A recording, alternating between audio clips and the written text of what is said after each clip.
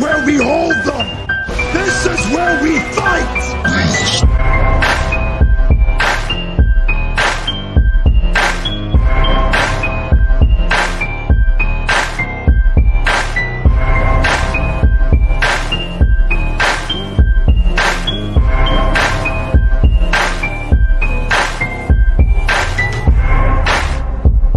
You are now listening to Sweep the Rack podcast featuring Brooklyn Rob and Big Mike.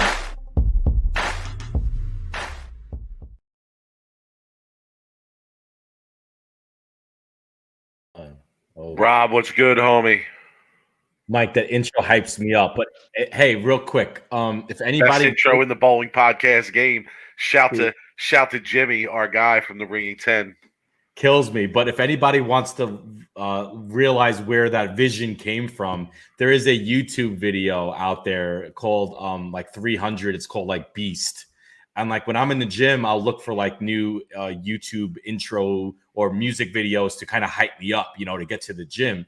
And I saw this YouTube video. It's like 6 or 7 minutes, and it's literally they took this like hype rap song that like obviously we pulled the words out of it, and it's like this rap song, and it has all the like the highlights of like 300. And dude, after I watched that video, bro, I want to like run through a wall, like literally. So I'm like, dude, I got to put this in. That's kind of where the vision is. So if anybody wants to pull it up on YouTube, man, it's a pretty good video if you want to get your ass to the gym. But other than that, man, yo, happy holidays. You know, it's odd for us to take off a week, but I feel like sometimes we kind of need it to just regenerate ourselves. Even, you know, we do this an hour a week still. It's just nice to be able to take a break and, you know, get back to it, especially when it's slow in the bowling world, because it really is slow in the bowling world. But there Not really, though. I mean, I actually feel like there's a fair amount to talk about this week. There is, but not like PBA related. I feel like there's some, you know, some sad news we'll talk about in the bowling world. You know, there was some definitely bowling around the country. But, you know, hey, I do miss my Thanksgivings at the Super Hoinky. You know, I know every Thanksgiving episode, I probably talk about how we used to spend our Thanksgiving days and nights at Super Hoinky over in Cincinnati. And my dinner was usually Perky's Pizza at the snack bar. So anyway, Mike, other than that, man, happy Thanksgiving. I know it's over, but I know you probably, you know, had a good dinner. I know how you'd like to do it up, but we need to talk about last week because you were pissed, right? Tuesday night after you left league, you texted me and called me. You wanted to do a show.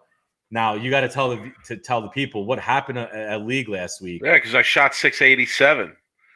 So after like weeks and weeks of having to come on here and give my bad scores, I finally bowled good. I was like 190. I tweeted it out. I was like 190, 255, 245, long pattern. Yeah, I was like hyped to come on here and talk about shooting 687 and how good I bowled. I threw it great. Oh, I did. But then you're like, oh no, we already said that we weren't going to do a show. So I was, you know, disappointed in that, but I did shoot 687. So we'll leave it at that. And then I followed that up, of course, this week, where we're having a show, pressure's back on me, and I shoot 505 on the short. I have, and I'm going to tell you know, I tweeted this out. I'll keep it short on this. I shot 505. I felt like I could have shot 650 easily. Now, a lot of that was missed spares. I probably missed 50 pins worth of 55 pins worth of makeable spares. But yeah, my ball reaction on the short is just really bad. It's really bad. It's like it's either the ball's too violent off of the pattern or it doesn't hook enough. So I have to find something in between. So I'm probably going to end up drilling one more ball. You know, some people in the chat the last time we discussed the short pattern gave me some suggestions. So yeah, you know, I'll eventually get it figured out. You know, I don't have too many more shots at it for the first half here, so we'll definitely be going into the second half. But yeah, I definitely don't have confidence in the balls that I'm using on that short pattern. So I would definitely like to find something there. We got hammered last night. I did sell 2 rosin bags. I sold 2 rosin bags at Lig. And then the guy who bought the 2 rosin bags proceeded to kick my ass all night, pretty much. That's So what happens when you use our rosin bag. I know, positive and negative, right? Made $20 in rosin bag sales, lost all 3 games and got hammered with 505. So I will actually not be bowling next week, Rob. I will not be bowling next week, so there will be no league update next week. I'm getting a sub. Got some personal commitments that will keep me from bowling league next week. I don't know about the week after either. I might be out the week after. Holiday season is looking really, really, really busy for me. But I am planning on bowling a couple events coming up. I'm planning on bowling Greg Tack's Grinch event at Lodi Lanes in a couple weeks, where he makes them ultra tough. I'm also planning on bowling the New Jersey State Masters at Carolier in a couple weeks if my plans hold up and I can make it to that. So I'm still putting in the work. I still stand by everything I say. I had a conversation with someone in league last night who will remain unnamed, young bowler, former college bowler, really just got out of college bowling not too long ago, and was having a conversation with me and basically was like, yeah, like I'll never go back to bowling in house leagues again. Like if I can't bowl on something like this, then I would just prefer to not bowl league, so I stand by that. I think it does make me want to get better in practice, et cetera. I've said it all. So, yes, our rosin bags do. Clint Harrison's chat is asking, rosin bags do that?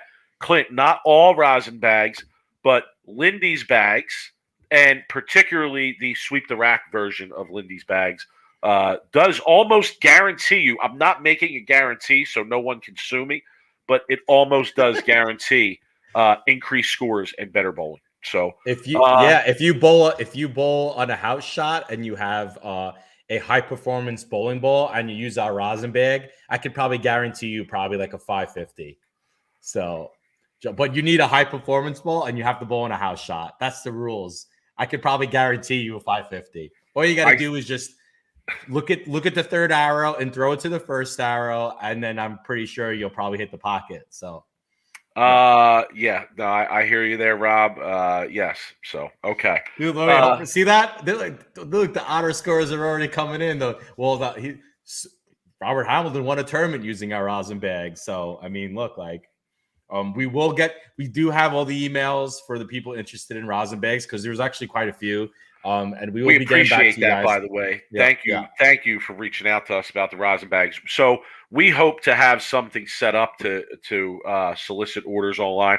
We don't. So in the next day or two, I'm going to get back to everybody who emailed us, and I'll get your information, and we'll figure out a way to get that done. Okay. Yeah, and actually, I actually think it actually is working, but I don't want to get 100% confirmation. But I do have a website that is actually pretty much done. So I'm excited about it. I'm excited about unveiling the website, because we're going to do a lot. And I will probably guarantee you that it is better than the PBA Tour website. I mean, honestly, I could have probably developed mine in a week, and it would have probably been better than the PBA website. I was going to say, it's not saying much. That's a low standard. But, hey, I'm no marketing dream team that Coley puts together, Mike. I'm a one-man show. So, hey, for somebody who has a full-time job and did this on the side, I think it turned out pretty okay, to be honest with you. But anyway, Big Mike, we do have a guest coming on for a few minutes, because this video was pretty incredible. There was a viral video in the bowling world this weekend. It did. And if anybody hasn't seen it, I'm excited for you guys to see it, because, to be honest with you, I didn't get to see it until I was sent to me. Well, here's the thing. I took a break from social media. I don't know if you know this or not, but real quick, I decided to get rid of my social media. And I didn't delete them. I just pretty much got rid of them off of my phone. So I kind of felt like I was spending way too much time on my social media during the day. So I decided to clean house. So I'm not getting any sports news, any bowling news during the day. And I literally I'm taking a half hour every night to go through my social media. So I'm not up to par on things that are going on right now in the community. So anyway, I'm going to bring on Pete Ferraro, who's a friend of mine, who's a great bowler in his own right. And I'm pretty sure, and I like to talk to him about it. We'll bring him on about it. I believe was running the tournament that Jason hit, and we'll get into a little bit of history of the video before we show it. But I'm going to bring Pete on. Pete, How are you doing, Pete? Welcome. Hey, Rob. How you doing, buddy? Doing well. Welcome. Thank you. I gotta say, Pete, don't know you, never met you, but name Pete Ferraro and looking like you look like somebody that Rob would know.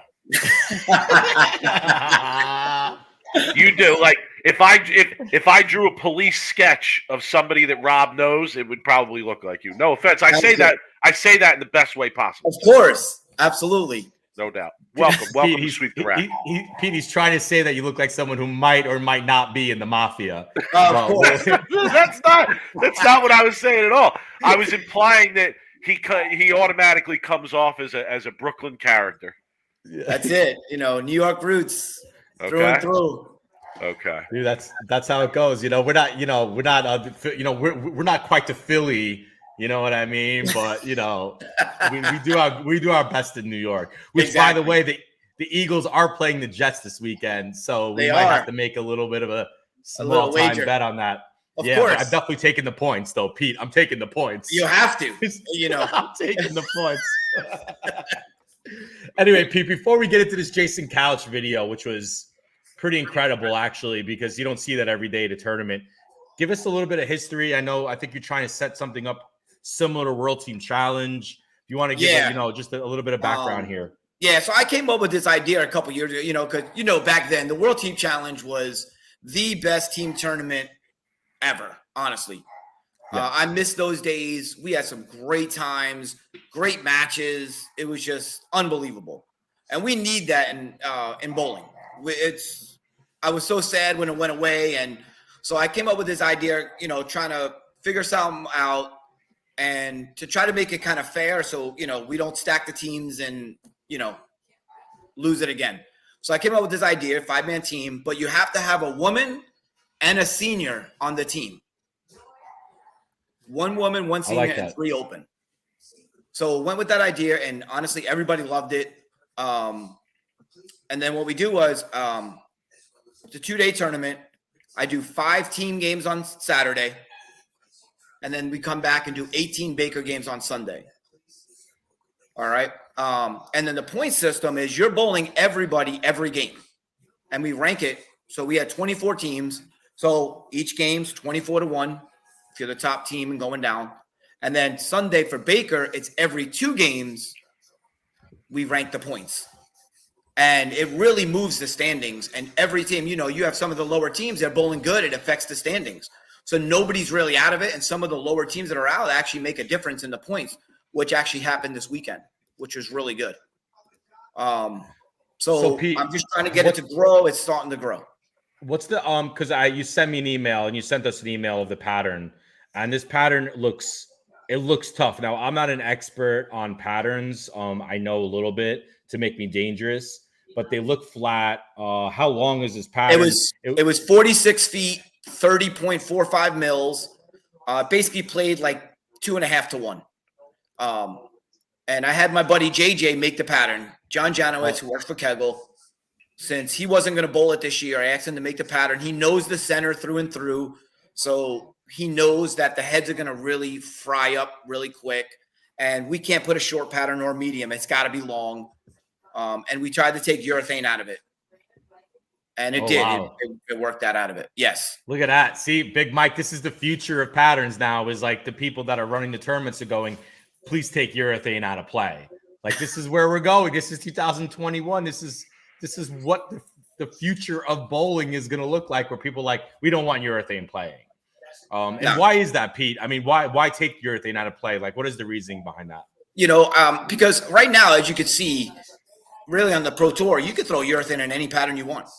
These guys are that good, and they're just going to take it and just go with it. And you're going to have those guys there every time, especially the lefties. You put a purple in their hand, they're unbeatable 99% of the time. Plain and simple. True. It's 100%. So I like that idea. I know Mike likes that idea. Tough pattern. Probably I'm going to assume a lot of side action. Yes, do a ton of side action on Saturday because we do a singles event for women, senior, and the open. You're talking high game pots, brackets, eliminator. You name it, you got it. Next year, we're going to throw in a Calcutta to even draw the more bigger names. Hopefully they'll come down and travel. And then Sunday is like all Baker. It moved really quick. Everybody loves the Baker games because it moves quicker. And then they can get out of here and travel back to where they're going back to. Cool. This is awesome. So we're Hold gonna on. get into. Can I interject? Yeah, Can I interject for a minute? Go ahead, Mike. So first, I want to interject about the urethane conversation, right? Pete, you made a comment saying, well, on the PBA tour, those guys are so good that they could use it no matter what. I don't know. I question that a little bit. Are they that good, or is it that there's not enough difference in the PBA patterns that stops that from being a regular occurrence that we see? I agree. I think that if they really wanted to take some time and make some patterns to eliminate it, they could. It was shown this weekend. No offense. That's what I was going to say. If you could do it, why aren't they doing it? I mean, like if that's a possibility, they don't want with to do you it. They don't want to working do it. with John Janowitz and Kegel. Oh, okay. I mean, speculation, Rob. We love speculation. Speculating. It's simple. Okay, yeah, so that was my first comment. My second question was, where was this? Where is this event taking place? Well, this was in DeLand, Florida. Scotty Newell. It's his bowling center. Okay. Like I said, it's an older surface, if Scotty Newell runs the center, then you must need a high rev rate to like win in that building. You got because he's got some power, man. That kid could throw. I mean, he could throw, but he doesn't bowl. He doesn't bowl it in his center. He put on sure. He and his staff put on a great host, and everything was good. It's just it's a little tight center. It's a small and but it is good. I'm glad you brought that comment up, Rob. I swear, when you brought it up, I was just getting ready to click on it myself. Yeah, I mean, Jeremy Mooney Florida in the chat says people. your team tournament is the next big thing for sure. Draws a great crowd every year, and obviously 120 entries. You were saying because there were 20 teams or 24 teams. Yeah, with 5 people, right? So that's a great turnout. I was just watching a clip of the World Team Challenge the other day, and Pete, I agree 100%, man. That event was just awesome. It was an awesome event. And bowling needs team bowling. It needs something like that. The other question I wanted to ask you, you seem to be a very knowledgeable bowler and a fan of bowling yourself. Have you followed the PBA and what they've done with the PBA League over the last few years? Yes, I have. All right, so what are your thoughts there? I mean, in terms of their efforts to get this same kind of idea or team element going in the professional ranks of bowling? I like the idea that they went to the team because, team is the way to go. I just think there's so much more ways they can advance it. I understand, they put it in the one spot and they try to save travel and all that. But I honestly think that if you can make it where they're traveling to different cities to actually get a home crowd for each one, you're selling merchandise and, you could do so many different ways to go, even Orlando, New York, Philly, whatever, and have a home crowd. You want that home. You want to feel like it's a home game, like in baseball or football or something. And they just don't do enough with it. And I really think they're limiting themselves. I see they're trying to get the women in there, which is fine. But there's plenty of other amateurs that can build teams and battle these guys. So you can have one of the 5 best amateurs in the world, 8 best amateurs in the world, and come and build a team. I think they're limiting it. I think they could expand it more. That's why I think the World Team Challenge is the best thing around. I think they need to open it up. Don't limit it to those bowlers. And I get, they're trying to keep it in that little circle, but they need to open it up. They can draw so much more. Yeah, man. Maybe your event. Look, we've seen this happen before, like the Striking for Breast Cancer event. Started in a similar fashion, and now it's a PBA title, and it's a recognized event, and it's something that all and every top player goes to, male and female. So, perhaps, as somebody alluded to in the chat, maybe I would love to see similar development like something with your event. And I invite you to reach out to me. You want to come up to Jersey and run one of these, bro? Absolutely. Come up to Jersey, bro. I think honestly, we had somebody run something similar a couple years back, and it was well attended, a little bit different. But I think the idea with the twist that you have on it, I do think that yeah, you could definitely have a lot of people interested. So we'll talk about that. Rob, let's get to the viral story. Yeah, so I'm gonna pull. Oh wait, I don't want to spoil it here. I want to give some Oh, context. jeez, Rob, you just buried the headline, bro. You just totally Everyone messed on knows yourself what's gonna there, happen. bro. Everyone knows what's gonna happen here. So Pete, tell us the situation. And right, this is so- obviously PBA Hall of Famer. Yeah, PBA Hall of Famer Jason Cal. So basically, the top 4 made the finals. You know, we actually had a roll off for 4th. It's 2-game total pinfall Baker matches. And in the roll off, John Huff's team, like Chris Polizzi, Anthony Queso, Taylor Bultice, Christian Ascona actually came up in the 10th frame. He needed a double, rang a 10 pin.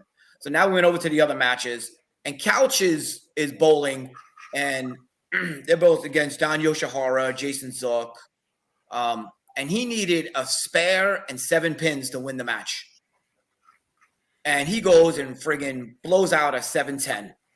All of a sudden, the place got quiet like usual. And Let's roll it. So he needs this and spare 7 here.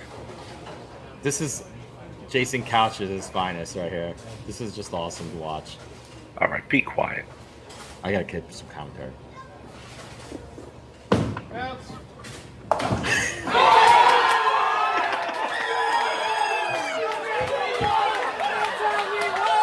That's how we roll. That's what it's That's how we roll. That's how we roll. Dude, And- how awesome is that? I'm gonna play it one more time. It's on delay, the audio and the video. Yeah, I the couldn't get audio's it a to little sync bit on up. delay. Yeah, I gotta watch it one more time because this is just incredible.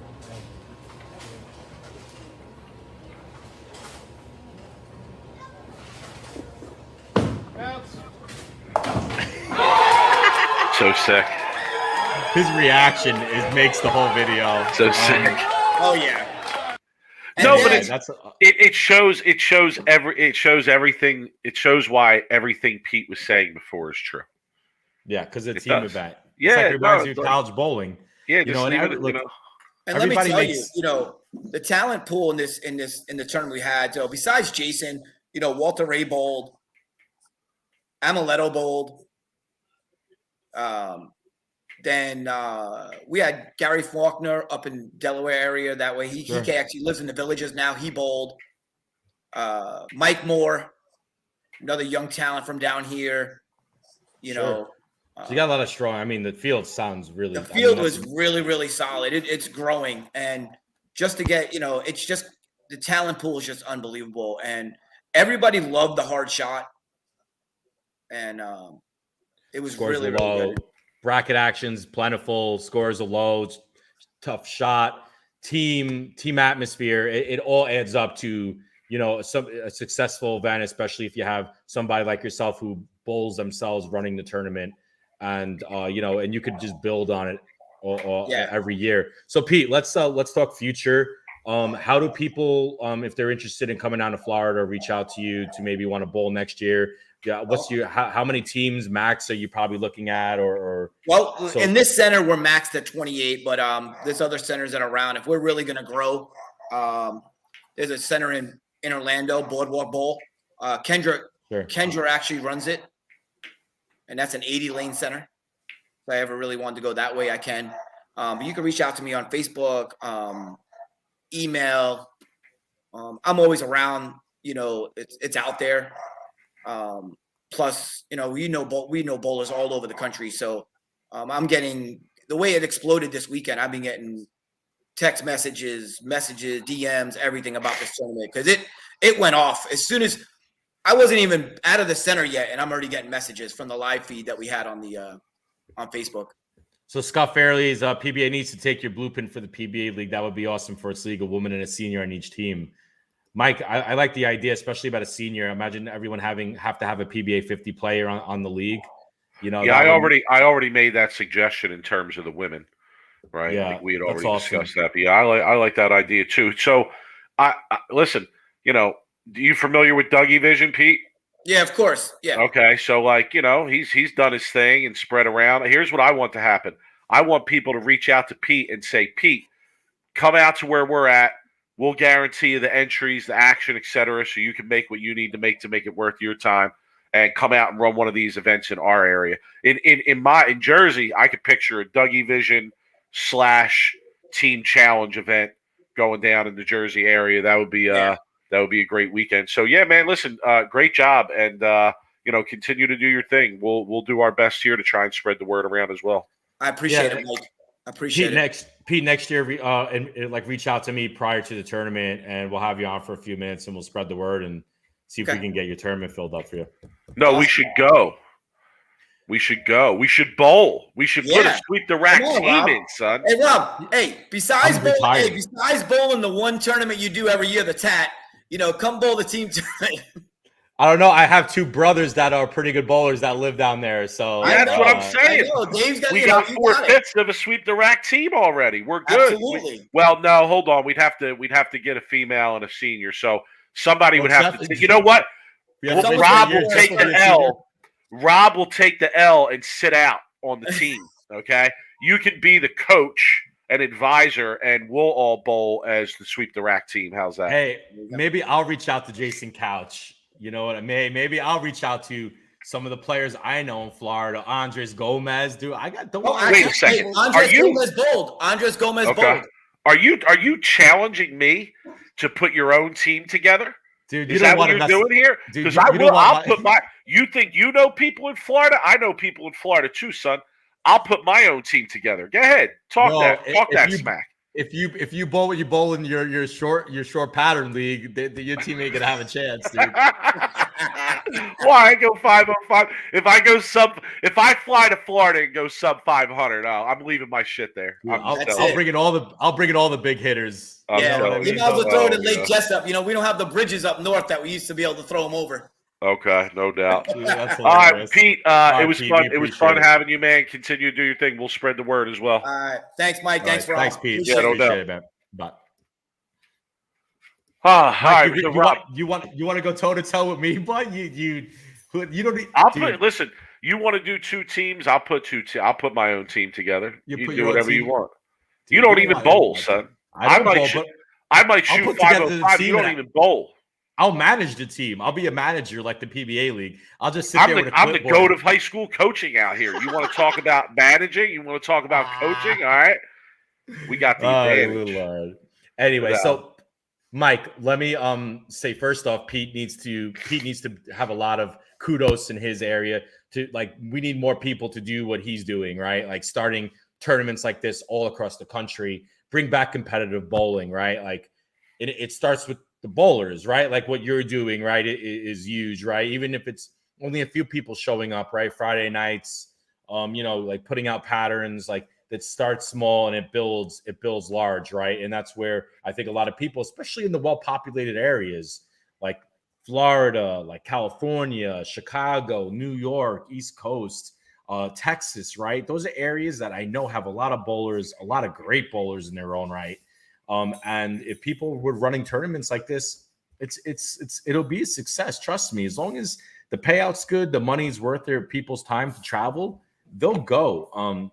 People would travel all over the country for those World Team Challenges because there was hundreds of brackets, and they didn't limit you. They didn't do all the shit that the high rollers were doing back at the last end of the high roller, where they would only limit you in 10 or 20 brackets, and they started to kind of fold into these big hitters making too much money in brackets. But dude, in the heyday of the high rollers and the mini eliminators, they didn't cap out brackets. They didn't do any of that stuff. And I feel like that's where, I would love to see bowling get back to, at least at an amateur level. But, so we'll see. But man, good job for Pete, man. We'll follow his tournament along, and hopefully, he can bring it to Boardwalk and have, could you imagine one squad of like 76 lanes, a 5 on a lane? That would be like the craziest. Could you imagine the bracket action and 76 teams bowling at one time? Mike, be sick. Oh my goodness, there'd be thousands of brackets. People would be leaving there with like boatloads of money. Like suitcases. You need like a security guard leaving there if you shot 700 on that pattern. Anyway, Mike, let's transition because that 710 of Jason Couch brought back a memory to me. And we really need to talk about one of the all-time greats who passed away recently, Mark Roth. Obviously, our thoughts and condolences go out to the Roth family. as well as the bowling world, Mike. It's a big loss for everybody in bowling. I grew up watching Mark Roth on ABC, Wide World of Sports, right? Every Saturday afternoon. When Mark Roth was on TV, it was must-watch TV, okay? Because of his style, of how he threw the ball, his charisma, right? He was, and when he used to go to battle with Marshall Holman, like those were some of the greatest telecasts, and as well as his style of bowling, Mike, was just incredible. He's also a Brooklyn guy, Mike. Like Mark Roth was born and raised in Brooklyn, so he hits home with me. A lot of roots there. He owned the bowling alley. Was partners in Rainbow Lanes that I grew up real close to before it closed down. So yeah, I want to talk Mark Roth, okay? Because this guy he's a legend. And he is a GOAT, okay? There's no doubt about it. So Mike, what's your all-time favorite memories of Mark Roth? Because I have a few, and I definitely want to bring up the 7-10 split. I think that's worth watching, because I feel like that is something that, was at that time, Mike, right? That was never really seen before on TV. I think maybe was that the first televised 7-10? Yeah, that was the first time it was made on TV. Yeah. Yeah. Let me see if I could pull this up here. Hopefully the audio works. I doubt it will because I can never get this stupid audio to work.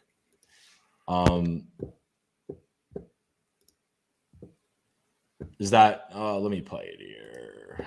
I don't know if the audio is going to be working, but it is. Is it working? Yeah. And he leaves the crowd buzzing. A good shot, apparently a good shot, hitting very light. Roth ripped the 5-pin and went behind the 7. The normal pin action on that hit, the 5-pin goes over, takes out the 7. The 6 came around and hits the 10, but neither one of them. He didn't even take a second, Mike. Just going to go for one. Dude, does that ever get old?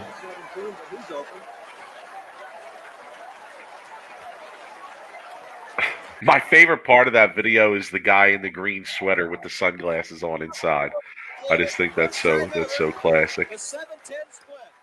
We've seen 300 games. We've seen everything. What a turnaround. In 19 years of being on television, here we have it. The one, the only. Never before done on television. Watch Roth. Kicks the 10-pin out of the back in a crucial situation. Watch this out of the pit. There it goes. Look at that. The crowd's even hype a second time around. Yeah, so you asked me about my own, impressions. I'll be honest, I don't remember watching Mark Roth even on TV a lot. And I think that's because his runs in the PBA were really before my time. They were before I was born. He won most of his titles in the 70s. Then he went a long stretch in his career without even making a show for a while. All right. And you kind of fast forward to 1995 where he wins the IOF Foster's Open as his last title. I remember that. I remember that he was bowling in a PBA regional in South Jersey that Bill and Joe and I, when we heard he was bowling, we were like, we're going to this regional. We're driving to this regional to go watch Mark Roth. And I got into my first car accident ever on the way to watch him. We never even made it. We never even made it there because I rear-ended somebody on the way there. So that's definitely a memory. And I also, this is just the strangest thing, Rob. My 21st birthday, I'm out to dinner. Pause that for a second. I'm out to dinner. I'm gonna put it on while you tell the story. Okay, I got you. I'm out to dinner with my parents, and a guy walks in an Outback. We're at Outback Steakhouse, and a guy walks into Outback Steakhouse named John Zulikowski. If you're from the Philadelphia area, you probably know who he is. And who did he have with him? Mark Roth was with him. And I was like, you got to be kidding me. Mark Roth is here right now. This is wild. And John Zulikowski knew me. He comes up. He walks over. They both walk over. John's like, oh, hey, Mike, how's it going? I said, oh, I'm actually here for my 21st birthday. My parents. And don't you know, they bought me a beer. So I actually had a beer bought for me on my 21st birthday by Mark Roth. That's a true story. So in terms of the bowling stuff, yeah, I think it's kind of overstated how much how he was Belmo before Belmo. No, like he revolutionized the game the way Belmo did before Belmo did, right? And I think that pretty plainly states it. The last thing I want to comment on this is this New York Times obituary that was published that Tom Clark sent out today and the PBA sent out today. Can I just read this paragraph? Sure. Roth was known for being shy and quiet, but in 1978, Sports Illustrated was on hand to observe his eccentric morning hotel room ritual before he headed out to a tournament. He would shriek, pound his fist on the bed, stomp his feet, repeat the word "ferp" over and over, and slam a pillow against the wall, letting its feathers fly. I do it because it makes me feel better and it helps my bowling, he said. It took a while before I tried my routine on the tour. Since I started it, I've bowled better. So, number one, before I go bowl, the next time I go bowl league, I'm gonna You're gonna just do that. I'm following that, and I think that we, as the bowling community, we need to recognize the word "ferp." Whatever this is, I mean, he was yelling it over and over again before he would bowl in his dominant run on the PBA Tour. FIRP, F-I-R-P. I saw Fef hashtag it before. I want to use it like this. I want FIRP to become the new, like, when you're in the zone. Like you could use it in several ways. Like, oh, I was FIRPing. I was FIRPing tonight. You know, meaning like, I was in the zone. I was throwing it really good. I was mentally there. Or like, I really got my FIRP on. I could see people using it in that way too. So the ringing 10 saying, Jimmy saying it was Joe Firpo, he actually yelled. What is this? Is this Jimmy, am I to take you seriously here? How do you know this, that the New York Times heard it wrong? Dude, Jimmy knows more than anybody. It seems to be. Where is Jimmy getting this information from? So let me say something about Mark Roth, because there's a few things that are synonymous with Mark Roth, at least in my opinion, right? One, his old ball driller was Bob Simonelli Sr. Okay, that was out of Rainbow Lanes.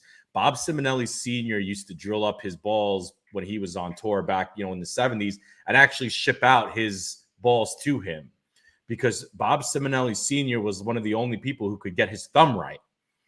Now, I don't know if you knew this about Mark Roth, but his thumb back in the 70s was the first bowler's thumb that I ever saw that actually probably almost made me want to vomit, because it was, he squeezed the bejesus out of the ball, and his thumb was super like calloused and large. And it was pretty gross. But, Mark Roth was very picky, obviously, with the way his ball fit. So he had Bob Simonelli Sr., drill his balls and send it to him. So I get a chance to see one of his balls and how his thumb was. And I was just like, holy crap. Like, and as a 15, 16-year-old, I kind of remember that. I also believe he was synonymous with the Black Rhino. Okay. Whenever I thought of Black Rhino, the Brunswick Black Rhino with the orange writing, I thought of Mark Roth. And I would have loved to know how many titles Mark Roth won with that Black Rhino, because I feel like that was like kind of like the Mark Roth ball. The Rhino should have been probably named the Mark Roth Rhino, because for some reason, till this day, if I ever see an old ad on like one of those vintage Facebook, groups, I think Mark Roth. The other obviously was the 710 that he made, right? But also the fact that he actually could out-hook anybody with the back with the urethane ball. When he was bowling in a land, like you said, like Belmo, like today, like kind of revolutionized, he was able to out-hook everybody with the urethane ball. And it was just incredible to watch. And you wanted to throw the ball you wanted to hook the ball like that when you were a kid watching Mark Roth. So, it's just, a sad day really in the bowling world. And man, I can't tell you how many times like I would run home from Saturday morning league to catch Mark Roth bowling on the ABC Y World of Sports, because you wanted to watch him and you wanted to watch the way he threw the ball. And it's just, was awesome to be able to grow up watching him, honestly. No doubt. Well said. The question I have is, as I said before, he won a lot in the 70s, right? And then he had a long break in between wins. Am I speculating too much by saying that the advent of resin on the scene probably contributed to that? Because previous to that, he was considered to be, the dominant power player or amongst the most dominant power players. Then resin comes out, and maybe some of that advantage was taken away. I mean, there's so many bowlers that were back in the 70s and 80s that had threw the ball like. I mean, I'm talking more 80s now, like Mark Roth, that resin completely hurt, and also vice versa. Like, and Walter Ray was one of the people who it was an advantage for him when resin came out, right? Like Walter Ray was always accurate, but now all of a sudden Walter Ray, his power increased because of the resin, and he was able to combine his accuracy with the power of resin, right? Rudy Revs, on the other hand, was somebody that had hurt, right? Because Rudy Revs was a guy who could outhook anybody with a urethane ball. And I guarantee you, if urethane would have stayed longer and years, Mark Roth, I'm talking Rudy Revs, probably would have had multiple PBA titles. Somebody like Tim Mack, Mike, I kind of feel like resin hurt. I feel like if urethane was still in play, Tim Mack would have multiple titles, right, on the national tour because of how much he was able to hook the ball before two-handers, right? Yeah, in the chat we have Chris Lutz. What's up, Chris? Saying Roth dominated plastic, urethane even things up, and others could hook it. That's a really fair point. Yeah, I hear where we're coming from there. Fef in the chat. What up, Fef? Hitting us up saying, will anyone ever win 8 tour titles in a season? That's an easy answer. No, because he won 8 titles when they were bowling 30 plus events, and there's just not going to be that kind of schedule ever again to win that many titles. I don't think anyway. Rob?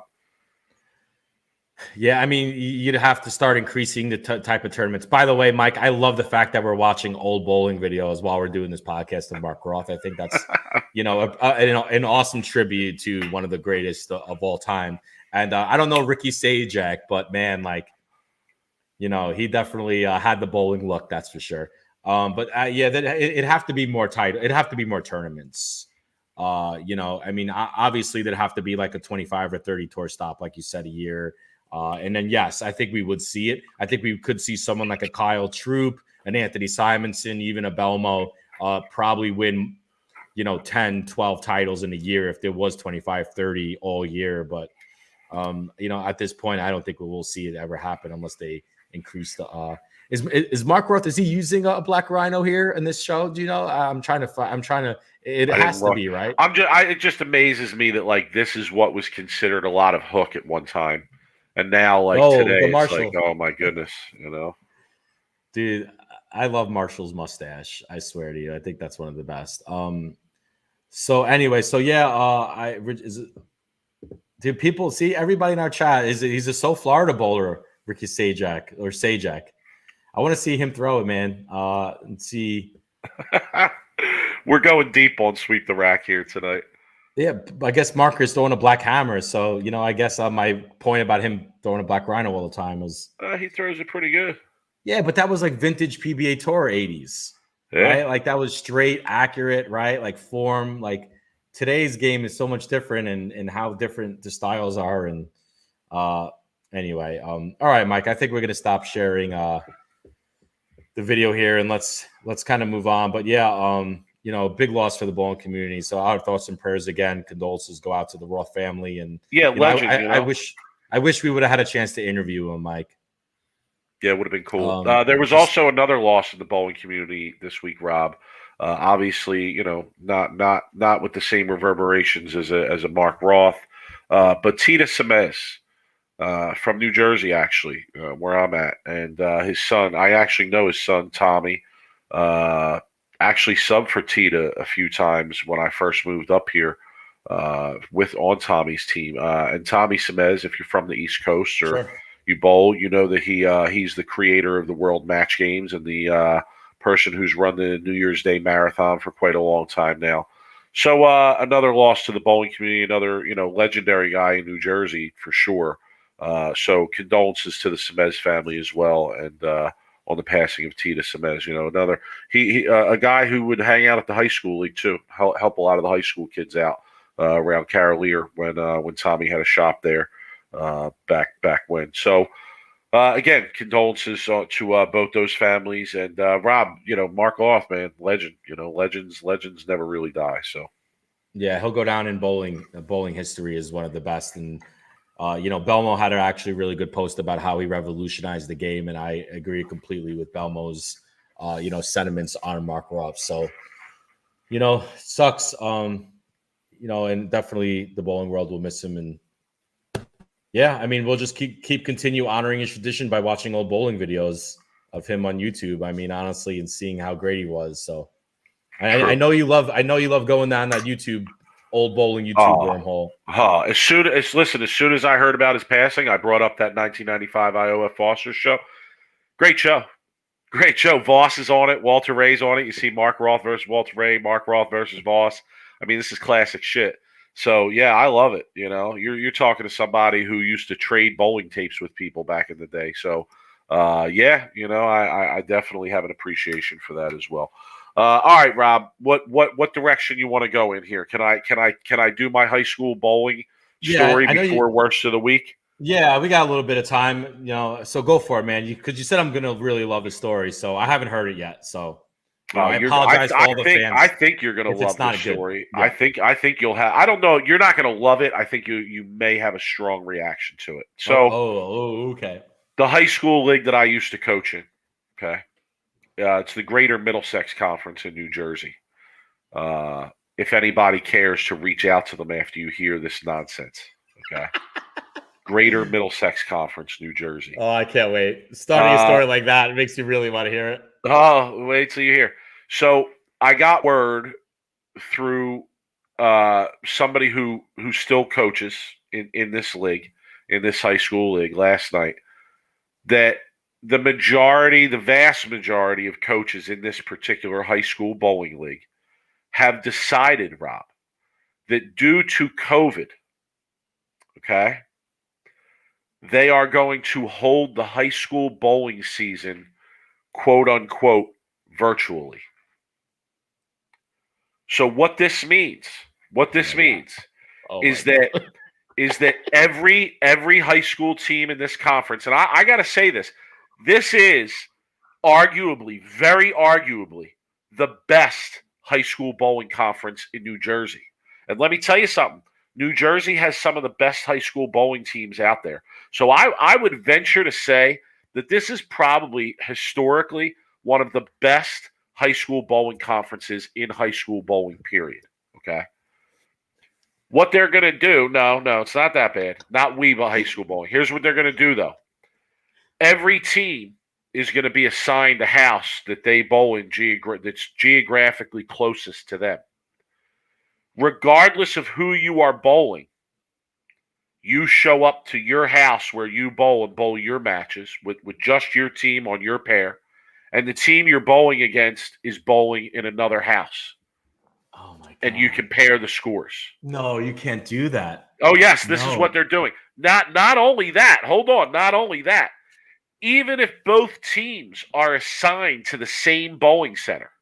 So let's say my team and your team both bowl at Carolier, right? And we have a match on a Tuesday. We still don't bowl on the same pairs against each other. You bowl on your pairs, we bowl on our pairs, we compare the scores when we're done. And they're using COVID as an excuse to do this. Rob, there's other sports in New Jersey. Wrestling's going on, basketball's going on, like physical contact. There's fans at these events and stuff. I mean, Mike, I was just at MetLife Stadium in New Jersey 2 weeks ago, and the place was packed. Right. I mean, can you even believe this, yo? I mean, it was mostly Bills fans, but it was still packed. I mean, it was like 75. It was like, it must have been at least 30,000 people. Yo, our people are the best. Jimmy said, Global High School Bowling Show. Yeah. That's great. That's great. I love it, dude. This proves how clueless the people that are running the show in New Jersey, the bowling. Like, you weren't kidding, right? These people that are running the show there have no idea about bowling. Okay. Because if they were to do this in Brooklyn when I was in high school, and I was, let's just say, my home center was Maple Lanes, which was a high scoring house, and poor Tilden High School was at a Diplomat. And if anybody ever bowled a Diplomat bowl, it was in like the dungeon in Flatbush Avenue, Brooklyn. Sounds tough. Just the name Diplomat Bowl dude, sounds you have tough. no idea. You have no idea how tough they were. Oh, Like, I have an idea. We bowled at St. Monica's in Philly, in the Philly Catholic League. St. Monica's was in a church basement. Okay, so I have a little bit of an idea. Okay, dude, if anybody knows Brooklyn, or anybody remembers Diplomat Bowl, the place literally, my mom would pull up in front of the Bowling Center and be like, "Go right straight in, like the Bowling Center. Don't go anywhere." Like it was like in a really bad area in Brooklyn, but the Bowling Center was impossible, right? So like that is at least that's a 30 pin fluctuation in average, when in Maple 220 is pretty easy on a house shot, a fresh house shot. And Diplomat didn't even like oil. They probably oiled and stripped once a week. Like, so, I mean, yeah. Unbelievable. I was like blown away when I heard this yesterday. But I got to say, it's not surprising, because I've said to people, and on this show before, that the level of coaching that's going on out there at the high school level generally is just atrocious. I mean, it's people who make decisions that aren't even in the best interest of the players or the sport or the game. And I think this was a pretty vivid example of it, and that's why I decided to bring it here. But compare that, because if you were to compare another sport to doing that, and I'm not going to say baseball, football, because that's the apples and bananas. Golf to me would be the best comparison, right? Because what if you're golf? You can't play two different courses and expect to compare those scores, right? Like courses are different, right? I mean, like bowling centers are different, and I don't think. And like, would a high school golf coach even suggest that? No, because they value it. They know what they knew. They value the game too much, and that's the point. And like, Rob, the USBC sanctions this nonsense. So the USBC sanctioned it? Well, yeah. I mean, this is a USBC sanctioned high school league. It's a league that at least when I participated in it and coached in it, it was through the USBC. The NJSIAA, the New Jersey sanctioning body of high school sports, sanctions this nonsense. I mean, here's my question. You want to know why bowling is where it is? This is part of it. So here's my question. Are the teams bowling at the same time, and are they watching each other bowl through like a Zoom or Skype or something? Who knows? Because I mean, how crazy would that be if like you watch the other team throw the ball to the two board and it strikes, and you throw it to the two board and you like pick three off the right? You know what I mean? Like, could you imagine how I would be so beside myself, right? Like, and these poor kids. Let's talk about the kids, because the kids are more knowledgeable than the parents and the coaches are, right? These poor kids are sitting going, what the hell are you guys doing to me? We're working hard. We're trying to get better, and we're trying to win a state championship. And now I'm going to sit there with an asterisk on our state championship if we win, because we bowl in the easiest center in the state. And don't worry, you don't think the New Jersey bowlers know that? These kids know that. When I was in high school, we knew the easiest centers in the state. When I was bowling JBTs and I would go to this bowling center, I knew the scores were going to be super high. You go to Milford Bowl in Connecticut, forget it. I'd average 240 there with no problems. You go to Brooklyn, Gil Hodges Lanes, you couldn't average 190 there in high school. So you have two high school teams bowling in two different centers. It's ridiculous, Mike. And you're right. I am fired up about it. I knew you would be. I know my people. I knew that would get you. Dude, oh, by the way, I tried to get Mushter on the show, and I had some communication with him, but I have to get back with him, so that would be a catch. It's my guy, Ryan Walsh. It's my guy. I need to get Mushter on the show. Even though he ducks out on Bowling the Sport League. Even though he ducks out on Bowling the Sport League. Still my guy. Wow, shots fired. Even though when he does bowl the sport league, he doesn't wear a shirt that's big enough to cover his ass crack, which is a general problem I have with him. No, crack kills, Mike. You know that crack kills. Good guy, though. Good guy. Just need to get him a longer shirt. That's all. All right, so Rob, let's give the people what they came for, please.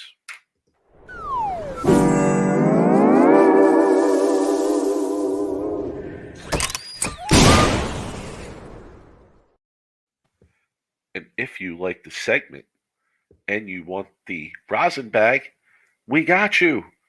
We got you. Look at that. You love You worst have to of the have week? one. You love worst of the week? Hit us It's up. made. Lindy's They're bags. fantastic too. $10. Lindy's bags. We got you.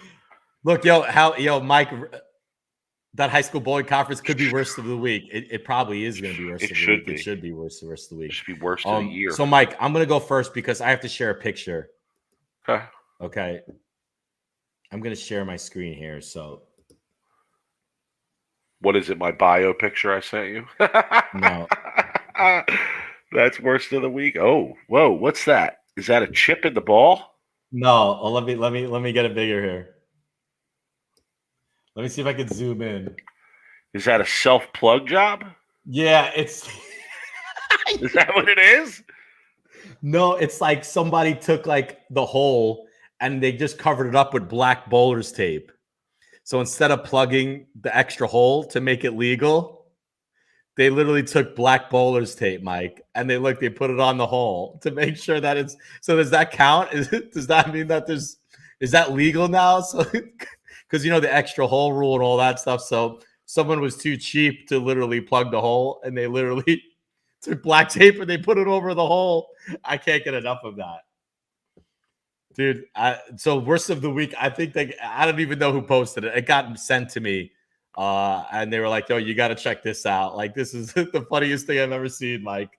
So worst of the week goes to whoever posted this, whoever it is. But it's fantastic. Anyway, I'm trying to zoom in on this. I think it's too good. But I don't know. I can't figure it out.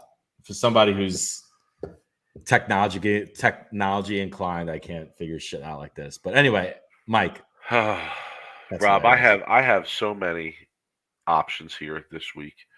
We take a week off and it becomes like impossible to choose what I want. Oh, it's like an all-you-can-eat buffet of all-you-can. It's like an all-you-can-eat buffet of terrible stuff going online. Dude, like if people, I love the comments here. Sherry White, good to see you. Laughing out loud. No limit, too stupid. Oh, wait, Clint Harris. No, they didn't do that to a high road. Yes, they did. Jimmy, no one's gonna know. Yeah, hey, like the black tape. Maybe if you would have got some color blue swirl and mix it up with the tape. Oh my God, Flex Seal. Yeah, I think it was electrical tape. Dude, this is awesome. Dude, the comments are going crazy right now. All right, I'm gonna go with this one. Just simply because of the tone of this post. It's not like if the subject matter of this post is true, then kudos to whoever this dude is. But it's the tone of this post that pushed it out front and made it worst of the week for me. All right, so my worst of the week this week goes to a gentleman named Gavin Whiting. Whiting. Congrats. Gavin. This is from the Hammer Bowling Facebook page. Okay, here's his post. He should get a rosin bag for $9.99. We should. Gavin, reach out. Everybody who wins worst of the week needs to buy a rosin bag. They have to pay double though. It's 20. It's 20 for them. If you win worst of the week and you want a rosin bag, it's double the cost. Just because you won $19.99.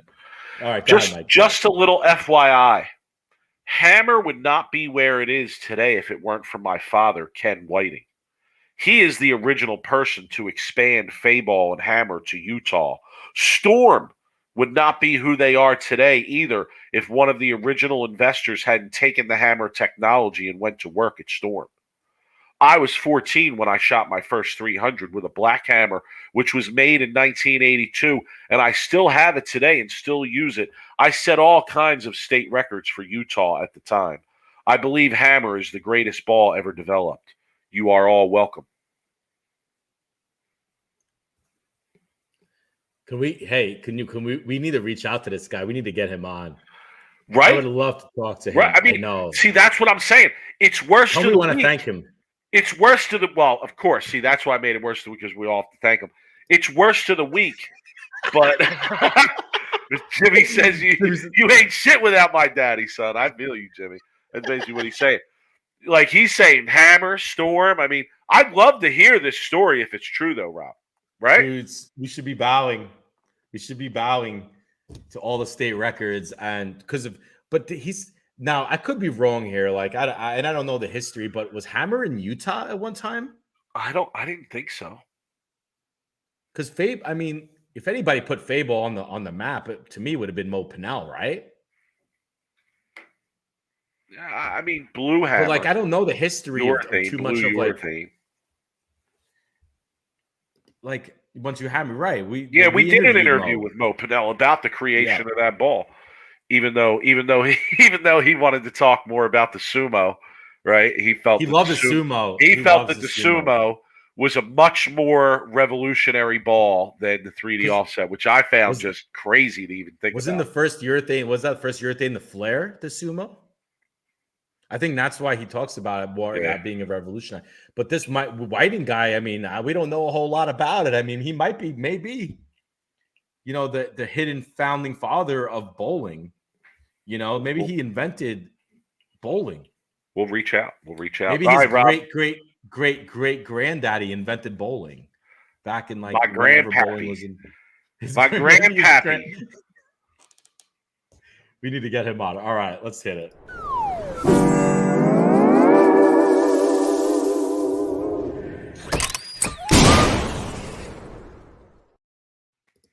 Rosin bag. Ryan Walsh, put you down for 2 rosin bags. Got you, buddy. No problem. $20 next time I see you. Actually, 19 for you. You get the discount. $19 for the 2 rosin bags. Got you, buddy. Rob, final thoughts here. I have so much. Can I just go? Go off in final thoughts? All right. Go ahead. Kyle Troop and Shannon O'Keefe at the Macy's Day Parade. Oh, it's cool. Awesome. It's cool.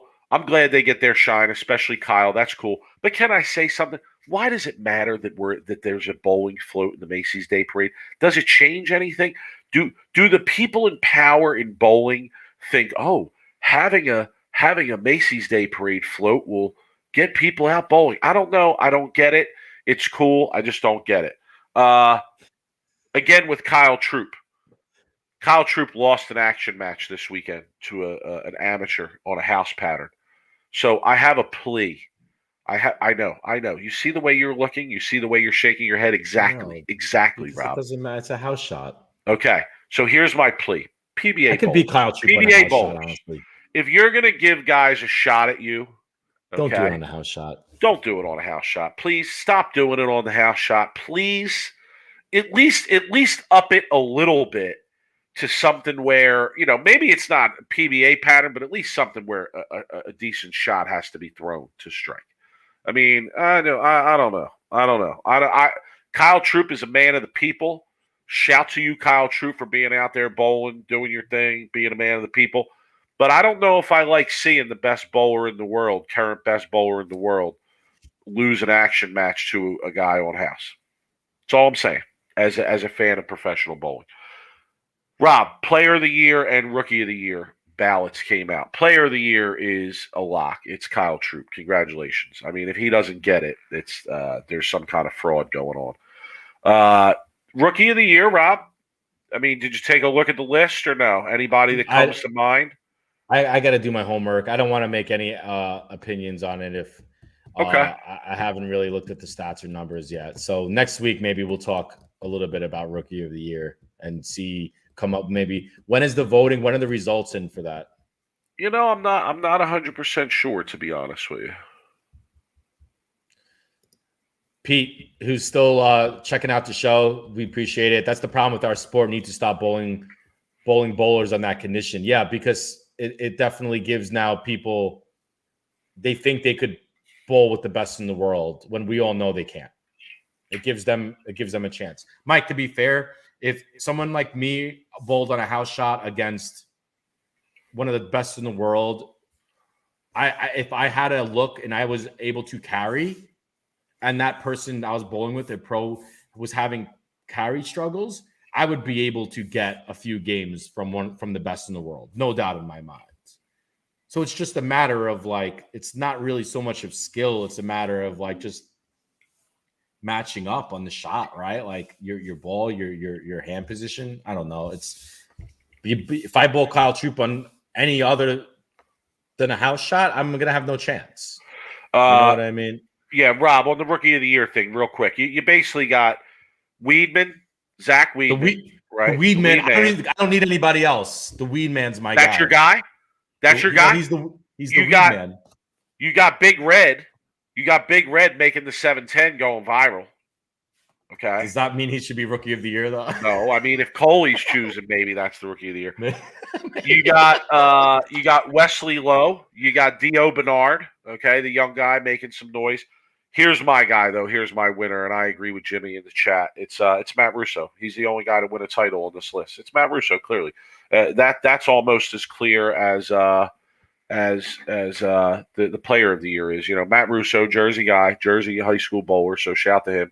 Would love to see him win Rookie of the Year. So that's my guy there. Rob, 100%, Sherry. That's pretty much our point. The pros have a disadvantage in a house shop because it's too easy.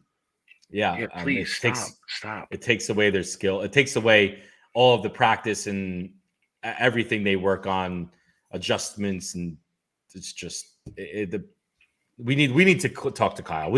I need to message him and tell him never to do that ever again. I got to manage him now. I got to manage him. I got to take him under my wing. That's what I'm sure he'll be looking forward to that. I'm gonna tweet him and be like, "Hey, we talked on Sweep the Rack, and we came to the conclusion that I need to manage your career." The parade is all good, right? Maybe manage the action portion of his career. How's that? If I was his manager, I would have put him on that parade, but in that float. But look, Jimmy had a good idea. The float actually should have been a Kyle Troop float, like the fro and like with a bowling ball and whatever, and like they could have been like sitting in his like front pocket of the like float and like I don't know, like throwing out like rosin bags. They could have been throwing out Sweep the Rack rosin bags to the crowd. That would have been amazing. True. All right, Rob. Good to be back. Good show. And we'll see everybody next week, man. Yeah, man. Peace out. Everyone have a good week, and we will see you guys next Wednesday, 8 Eastern, 6 Mountain Time. Social media. Cut me off. At social media. No. At the 215th, at Brooklyn Rob 11. Hit us up on there. Join the conversation on there. Sweep the Rack at Gmail. Hit us up with the orders if you want a rosin bag. Hit us up. The release is coming soon. It is. Promise you this release will be coming in the next few weeks on our website. It's going to be I'm going to make this a big deal. What's your Brian Rucker says, what night is your league, Mike? Take on someone virtual. Yeah, because it's not frustrating enough with what I have going on. I need to bowl somebody virtually that's bowling on house. That would be great. So I think what you should do is you should stream your league and let me commentate while you're bowling league.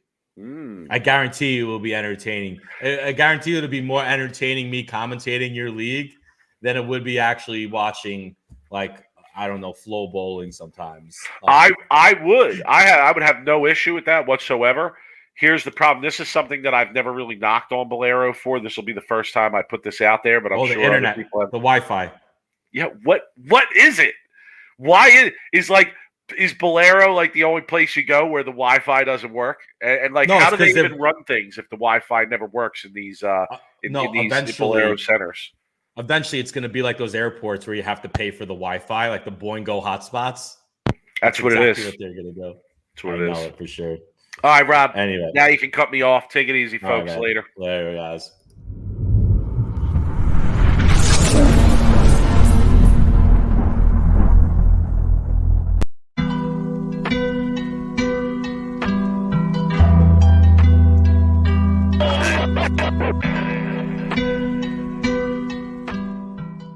You are now listening to Sweep the Rack podcast featuring Brooklyn Rob and Big Mike.